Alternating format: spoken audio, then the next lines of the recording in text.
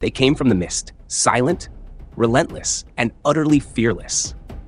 Before their enemies even saw their sails, they could hear it, the low rhythm of wooden oars cutting through the dawn. And then, chaos. But how did a people from frozen, forgotten lands become some of the most feared warriors in human history? What secret turned farmers and fishermen into the nightmare of empires? Stay with me till the end of this video, because by the time we're done, you'll understand why the Vikings weren't just better fighters. They were better thinkers of war.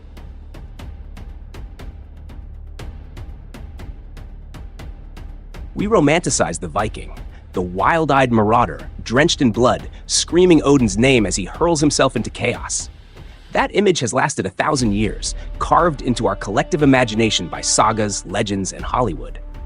But that's not the whole story. The truth is quieter, more intelligent, more terrifying. Because what made the Vikings great was not their rage, but their restraint. They were not a mindless horde. They were a machine built on discipline, planning, and a brutal understanding of human psychology. They didn't just fight harder, they fought smarter. They studied their enemies, learned their rhythms, and waited for the moment when arrogance made them slow. Then they struck with surgical precision, swift, coordinated, and merciless. To understand their dominance, you have to step into their world. A world where survival was earned, not given. Where the winters could break your bones and the sea could swallow you whole. Where a boy learned early that mercy was a luxury, and hesitation could mean death. Every raid, every battle, every voyage was born from that crucible. Their weapons were not just forged from iron, but from hunger, from cold, from the need to endure. It wasn't glory they sought, it was survival. And through survival, legacy. Because when you've lived your whole life on the edge of the world, you learn something the rest of civilization forgets. The strongest man isn't the one who charges first, it's the one who never stops coming. But endurance alone doesn't win wars. So what gave the Vikings their edge? What transformed endurance into domination? Imagine this. You're an English villager, waking up to birdsong, and then suddenly the sky is on fire. You rush outside, and the Vikings are already there. Their secret weapon wasn't just strength or rage, it was the ship. The longship. Sleek, light, fast. Its shallow draft allowed it to slice through rivers and glide across open seas. They could sail up the Seine to Paris or appear deep inside an inland village no army had ever reached. Their enemies built castles. The Vikings built wings. No one could predict where they would strike next. That unpredictability wasn't chaos, it was a tactic. They turned geography into their ally and their ships into tools of psychological warfare. Mobility gave them surprise, and surprise gave them power. But when the ships stopped, what made them so deadly on land? The Vikings weren't the wild-eyed lunatics their enemies described in trembling Latin script. They were tactical opportunists, cold, calculating, and frighteningly efficient. Before they ever raised a blade, they studied their enemies. They observed from the coasts, followed trade routes, watched the patterns of patrols and prayer bells. They waited for weakness, for the moment when vigilance turned to habit. And then they struck. Their warfare was an art form built on timing. Hit-and-run attacks that unfolded like clockwork. Villages, monasteries, and outposts taken before a single horn could sound. They didn't waste time with sieges or drawn-out wars. They hit hard, took everything of value, gold, grain, captives, and then disappeared into the mist. To the kingdoms they raided, it seemed like chaos. But to the Vikings, it was choreography. They turned rivers into highways, forests into traps, fog into camouflage.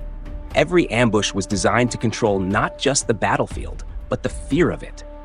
They made their enemies fight the ghosts of their reputation long before the real warriors arrived.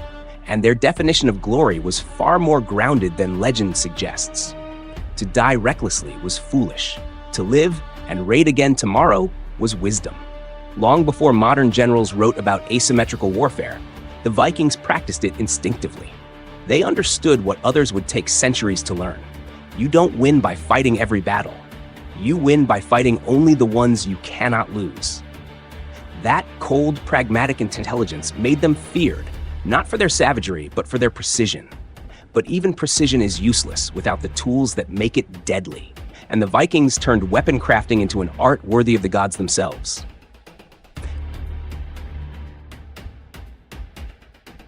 Every Viking was a warrior in waiting. From youth, they learned to wield an axe, throw a spear, or draw a bow. It wasn't sport, it was survival. Their weapons were extensions of themselves. The axe, light, fast, easy to repair, could crush shields and skulls alike. The spear, thrown or thrust, kept enemies at bay, and their shields, always round, always versatile. They weren't just tools, they were symbols. A Viking without a weapon was a Viking without identity. Even their metallurgy was advanced. Imported Frankish swords, crafted iron, reforged steel. Their forges were laboratories of death. And behind the weapons was a code. To die with courage was to live forever. That belief, rooted in Valhalla, in destiny, made them unstoppable. Because how do you frighten a man who doesn't fear dying? That spiritual armor was as deadly as their steel. But behind every great warrior stands a leader, and the Vikings had some of the greatest. Leadership wasn't about crowns, it was about charisma. Viking chieftains led from the front. They ate with their men, fought beside them, and shared the spoils. Raiding parties were small, often fewer than 100 men, but perfectly coordinated. Each man knew his role: sailor, scout, archer, or shield bearer. Their unity came not from fear of punishment, but from loyalty and shared reward. They organized fleets across seas without modern navigation, used landmarks, stars, even birds to guide them through fog and storm. Their ships didn't just carry warriors, they carried discipline. And yet, when needed, these raiders could unite under great leaders like Ragnar Lodbrok, or later, Harald Hardrada, creating temporary armies that rivaled kingdoms. That balance of independence and unity made them impossible to predict and impossible to control. If you're enjoying this journey into the mind of the Viking warrior, don't forget to like this video and subscribe to our channel. It helps us keep uncovering the dark truths hidden in history's most legendary empires. And trust me, you'll want to stick around for what comes next. Because the most terrifying part of Viking warfare wasn't what they did, it was what they made others believe. Before the Vikings arrived, Europe had known war, bloody, brutal, predictable. But what the Vikings brought was something entirely different. Not war, but terror. They understood that fear was the most efficient weapon ever forged, sharper than steel, cheaper than soldiers, and capable of crippling entire kingdoms before a single sword was drawn. They wielded it like artists. When their ships appeared over the horizon, it wasn't just a raid, it was theater. The smoke, the screams, the desecrated crosses. They knew every moment would echo through frightened tongues for years. Monks chronicled their arrival in trembling ink, pleading, "From the fury of the Northmen, deliver us, O Lord." To the faithful, the Vikings were not men, they were divine punishment. They burned monasteries, looted relics, and slaughtered without mercy. But the genius lay in what they didn't do. They always left a few survivors. Witnesses. Messengers of horror. Those trembling few carried the stories back to the next village, the next kingdom, the next frightened king. Soon, the myth outran the men. Before a single oar hit water, entire armies were surrendering to ghosts. That was the Vikings' greatest victory, winning the battle before it began. They didn't need to conquer Europe to dominate it. They conquered its imagination. That's how the Vikings reshaped the continent, not with empire, but with fear. They turned terror into strategy, and memory into their greatest weapon. But no empire built on fear can last forever. And soon, Europe would begin to adapt, learning the very lessons the Vikings had carved into history with fire and blood.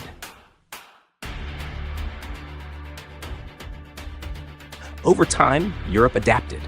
Fortresses rose along rivers. Towns built bridges and walls. Kings learned to unite their forces and strike back.